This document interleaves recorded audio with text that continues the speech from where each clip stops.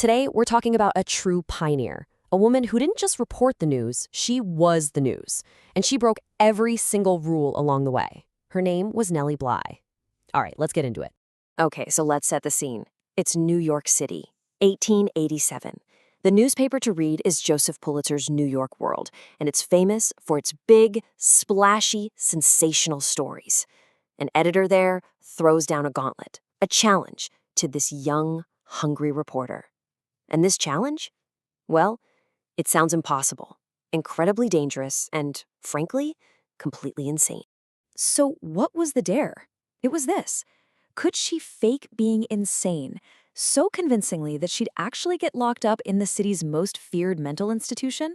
Now, this wasn't just some casual question. Nope, this was the kickoff for one of the most audacious and maybe one of the bravest journalistic stunts in history. And that daring question leads us right into her first and maybe her most famous assignment. We're calling this section A Daring Disguise. This is the story of how Nellie Bly went deep undercover to show the world a hidden nightmare. I mean, the level of commitment here is just wow. She didn't just stand on the sidelines and take notes. Oh no, she lived it. She literally practiced looking crazed in front of a mirror until she got herself admitted.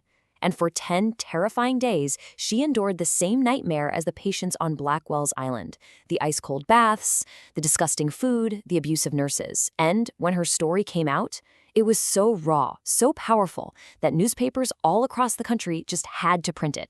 And get this wasn't just about selling papers. Her reporting had real-world consequences. Like, immediately. Her story forced the city to look at the horrors it was ignoring.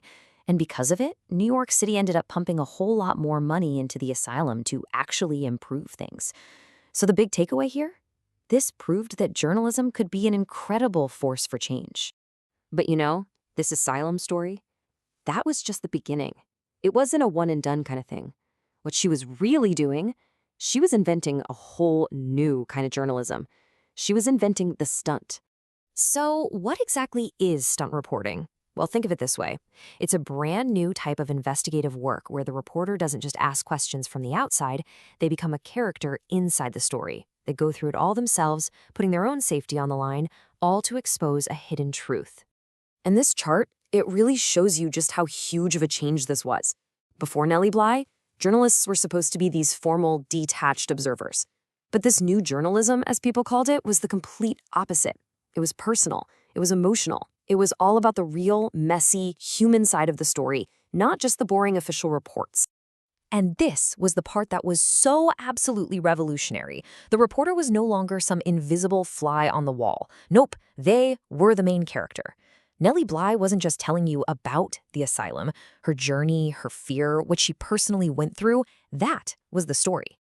So you might be wondering, what made her stories so incredibly compelling? How did she pull readers in like that? Well, that brings us right to our third point, writing with the body. See, it wasn't just what she did, it was how she told you about it. Just listen to this for a second. She doesn't just say, the bath was cold. I mean, anyone could write that. No, she makes you feel it. My teeth chattered and my limbs were numb. You're right there with her, shivering, seeing that same strange reflection in the mirror. It's the kind of writing that makes you experience the story, not just read it.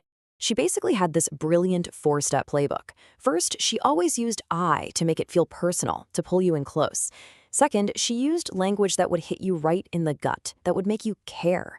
Third, and this is so important, she made sure to tell the stories of the other women she met, the ones society had completely forgotten.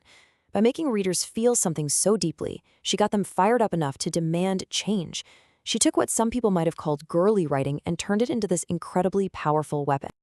Okay, so after the asylum story, Nellie Bly was a superstar, a household name. So what do you do for an encore? You've got to go bigger. And boy, did she find a stunt that would get the entire planet talking. So in 1889, she decided she was going to race a character from a book. Yep, she set out to beat the fictional record of Phileas Fogg from Jules Verne's famous novel, Around the World in 80 Days. This wasn't just a trip, it was a massive global media event.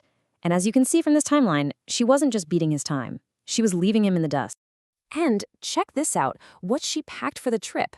You can't exactly race around the globe with a ton of luggage, so she had one tiny bag, that coat she was famous for, a little cash, a special watch, and, of all things, a big jar of cold cream. I just love that detail. It's so her. People were obsessed. Millions were following her journey in the papers, placing bets. Could a real woman actually beat a fictional man's record? Oh yeah, she could. She smashed it. She circled the entire globe, setting a new world record. When she got back, America just went wild. At that point, she wasn't just a reporter anymore. She was one of the most famous women on Earth. So, when you put it all together, what's her lasting impact? What did Nellie Bly really leave behind? Well, that's what we're going to dive into in our final section, the girl reporter's legacy. You know, when you really think about it, her single greatest creation wasn't any one story. It was a whole new type of character, an archetype that we'd see over and over again in books, newspapers, and movies for the next 100 years, the girl reporter.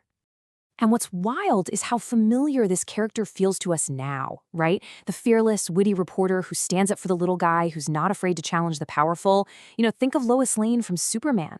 Nellie Bly, she's the original. She created that template. She was the first hero of her own story. And the impact of that was huge. I mean, sure, some people at the time probably just saw her stunts as gimmicks, but you just couldn't argue with her success. She was too famous to ignore.